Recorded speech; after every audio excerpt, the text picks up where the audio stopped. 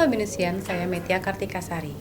Pada pertemuan ini kita akan membahas mengenai instrumen yang ada di pasar modal Indonesia, mekanisme perdagangan efek dan corporate action di Indonesia. Pokok bahasan yang pertama adalah instrumen yang ada di pasar modal Indonesia, yaitu saham, obligasi, dan derivatif. Yang dimaksud dengan saham adalah tanda penyertaan yang menunjukkan bukti kepemilikan seorang atau badan pada suatu perusahaan atau perseroan terbatas.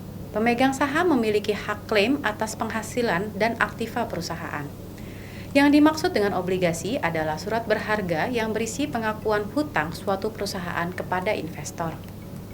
Ada juga yang disebut dengan obligasi konversi. Obligasi konversi adalah obligasi yang memberi hak kepada pemegang obligasi untuk waktu tertentu dapat ditukarkan dengan saham biasa pada harga tertentu dan nilai konversi tertentu, sesuai dengan persyaratan yang tercantum dalam perjanjian. Setelah kita memahami soal saham dan obligasi, kita dikenalkan juga dengan instrumen derivatif. Instrumen derivatif adalah efek turunan dari efek utama, baik saham ataupun obligasi. Dapat berupa turunan langsung ataupun turunan selanjutnya. Derivatif ini, nilai atau peluang keuntungannya berkaitan erat dengan kinerja aset lain yang menjadi indukannya atau disebut underlying asset. Terdapat 4 bentuk instrumen derivatif di pasar modal Indonesia. 1. Right issue atau bukti right, warrant, kontrak berjangka indeks saham, dan kontrak opsi saham. Bukti right atau right issue adalah hak memesan efek terlebih dahulu pada harga yang telah ditetapkan selama periode tertentu. Warrant berupa efek yang memberikan hak kepada pemegangnya untuk membeli saham dari perusahaan yang menerbitkan warrant tersebut dengan harga tertentu pada jangka waktu tertentu. Kontrak berjangka indeks saham dan opsi saham adalah kontrak atau perjanjian antara dua pihak yang mengharuskan mereka untuk menjual atau membeli produk yang menjadi variabel pokok di masa yang akan datang dengan harga yang telah ditetapkan sebelumnya.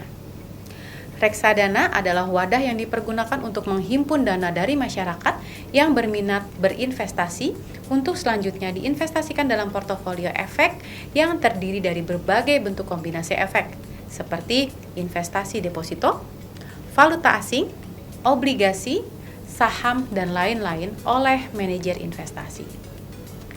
Kita sekarang akan membahas mekanisme perdagangan efek. Perusahaan yang sudah go public melalui IPO akan didaftarkan di Bursa Efek Indonesia. Surat berharga yang didaftarkan akan dijual kepada investor. Investor sebelum melakukan transaksi harus menjadi nasabah di perusahaan efek tertentu. Harga yang terjadi di bursa ditentukan oleh permintaan dan penawaran terhadap sekuritas. Perdagangan saham di pasar reguler, pasar segera, dan pasar tunai berdasarkan pada lot dan waktu yang ditetapkan dengan mekanisme lelang secara terus-menerus sebagai dasar dari pasar reguler. Untuk melakukan transaksi di pasar reguler, investor harus memenuhi persyaratan bahwa total saham yang dimiliki memenuhi standar satu lot, yaitu 500 lembar. Pergerakan harga atau fraksi di bursa dilaksanakan sesuai dengan peraturan yang berlaku. Pasar penyelesaian kegagalan disediakan untuk anggota bursa yang gagal dalam menyelesaikan kewajibannya pada hari keempat di pasar reguler atau di pasar negosiasi. Ini dilakukan khusus untuk saham dan warrant yang telah scriptless atau tanpa adanya fisik berupa sertifikat saham. Untuk membeli atau menjual saham, investor diwajibkan membayar biaya komisi kepada perusahaan pialang berdasarkan kesepakatan. Dalam peraturan BEI, biaya komisi ini setinggi-tingginya 1% dari total nilai transaksi, dan pialang diwajibkan membayar biaya transaksi sebesar 0,04% dari total nilai transaksi di bursa. Corporate action adalah aktivitas perusahaan yang signifikan dan mempengaruhi baik jumlah saham yang beredar ataupun harga saham yang bergerak di pasar. Keputusan corporate action harus disetujui dalam suatu rapat umum, baik RUPS atau RUPS luar biasa. Beberapa kebijakan yang umum dilakukan antara lain right issue, stock split, pembagian saham bonus, pembagian dividen, merger dan akuisisi, IPO dan additional listing seperti private placement, konversi saham baik warrant dan rights ataupun obligasi. Sebagai bahan evaluasi, silakan Anda jawab pertanyaan berikut.